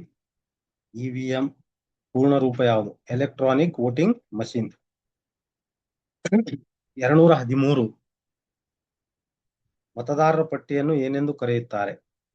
Electoral roll. Electoral roll. ಚುನಾವಣಾ ಆಯೋಗವು ಯಾವ ತತ್ವವನ್ನು ಕಾಪಾಡುತ್ತದೆ? ಸ್ವತಂತ್ರ ಮತ್ತು ನಿಷ್ಪಕ್ಷಪಾತವಾಗಿ ಚುನಾವಣೆ ನಡೆಸುವಂತಹ ತತ್ವವನ್ನ ಚುನಾವಣಾ ಆಯೋಗ ಪಾಲಿಸುತ್ತದೆ. ನೋಟಾದ ಪೂರ್ಣ ರೂಪ ಯಾವುದು? None of the above. ನೋಟಾದ ಪೂರ್ಣ ರೂಪ ನನ್ ಆಫ್ ದಿ ಅಬೋವ್. 216. ಚುನಾವಣಾ ಆಯೋಗದ ಸದಸ್ಯರ ಸಂಖ್ಯೆ ಎಷ್ಟು ಇರಬಹುದು? ಒಬ್ಬ ಅಥವಾ ಬಹು ಸದಸ್ಯ ಆಯೋಗ. ಪ್ರಸ್ತುತ ಚುನಾವಣಾ ಆಯೋಗವು 3 ಸದಸ್ಯರನ್ನ ಒಳಗೊಂಡಿದೆ. 217. ಭಾರತದ ಚುನಾವಣಾ ಆಯೋಗ ಯಾವ ಸರ್ಕಾರದ ಅಂಗವಲ್ಲ?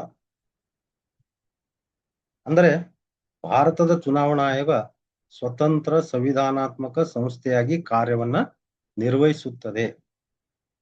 218. ಚುನಾವಣಾ ಆಯೋಗ ಚುನಾವಣಾ ವೇಳಾಪಟ್ಟಿಯನ್ನು ಪ್ರಕಟಿಸುವ ಅಧಿಕಾರ ಹೊಂದಿದೆ. ಹೌದು, ಚುನಾವಣಾ ಆಯೋಗವು ಚುನಾವಣಾ ವೇಳಾಪಟ್ಟಿಯನ್ನು ಪ್ರಕಟಿಸಿ ಚುನಾವಣೆಗಳನ್ನು ನಡೆಸುತ್ತದೆ. ಮತದಾರ ಗುರುತಿನ ಚೀಟಿಯನ್ನು ಸಾಮಾನ್ಯವಾಗಿ ಏನೆಂದು ಕರೆಯುತ್ತಾರೆ? EPIC. Electoral photo identity card. ಮತದಾರರ ಗುರುತಿನ ಚೀಟಿಯನ್ನು ಸಾಮಾನ್ಯವಾಗಿ ಏನೆಂದು ಕರೆಯುತ್ತಾರೆ? EPIC card. Electoral photo identity card. 220. ಭಾರತದ ಚುನಾವಣಾ ವ್ಯವಸ್ಥೆಯ ಪ್ರಮುಖ ಲಕ್ಷಣ ಯಾವುದು? ರಹಸ್ಯ ಮತದಾನ ಮತ್ತು ಸ್ವತಂತ್ರ ಚುನಾವಣೆ. 221. ಎನ್ಸಿಎಂ ಪೂರ್ಣ ರೂಪ ಯಾವುದು? National commission for minorities. National commission for minorities. ರಾಷ್ಟ್ರೀಯ ಅಲ್ಪಸಂಖ್ಯಾತರ ಆಯೋಗ. 222ನೇ ಪ್ರಶ್ನೆ. ರಾಷ್ಟ್ರೀಯ ಅಲ್ಪಸಂಖ್ಯಾತರ ಆಯೋಗ ಯಾವ ಕಾಯ್ದೆ ಅಡಿಯಲ್ಲಿ ಸ್ಥಾಪಿಸಲಾಯಿತು? National commission for minorities act 1992. National commission for minorities act ಈ ಕಾಯ್ದೆ ಪ್ರಕಾರ 1992ರ ಕಾಯ್ದೆ ಪ್ರಕಾರ ರಾಷ್ಟ್ರೀಯ ಅಲ್ಪಸಂಖ್ಯಾತರ ಆಯೋಗವನ್ನ ಸ್ಥಾಪಿಸಲಾಯಿತು. ರಾಷ್ಟ್ರೀಯ ಅಲ್ಪಸಂಖ್ಯಾತರ ಆಯೋಗ ಯಾವ ವರ್ಷದಲ್ಲಿ ಸ್ಥಾಪಿಸಲಾಯಿತು? 1993. ರಾಷ್ಟ್ರೀಯ ಅಲ್ಪಸಂಖ್ಯಾತರ ಆಯೋಗ ಯಾವ ವರ್ಷದಲ್ಲಿ ಸ್ಥಾಪನೆಯಾಯಿತು? 1993. 225. ರಾಷ್ಟ್ರೀಯ ಅಲ್ಪಸಂಖ್ಯಾತರ ಆಯೋಗ ಯಾವ ರೀತಿಯ ಸಂಸ್ಥೆ? ಕಾನೂನುಬದ್ಧ ಆಯೋಗ. ರಾಷ್ಟ್ರೀಯ ಅಲ್ಪಸಂಖ್ಯಾತರ ಆಯೋಗ ಕಾನೂನುಬದ್ಧ ಆಯೋಗವಾಗಿದೆ. ರಾಷ್ಟ್ರೀಯ ಅಲ್ಪಸಂಖ್ಯಾತರ ಆಯೋಗದ ಮುಖ್ಯ ಉದ್ದೇಶ ಏನು? ಅಲ್ಪಸಂಖ್ಯಾತರ ಹಕ್ಕುಗಳ ರಕ್ಷಣೆ ಮತ್ತು ಕಲ್ಯಾಣ. 227.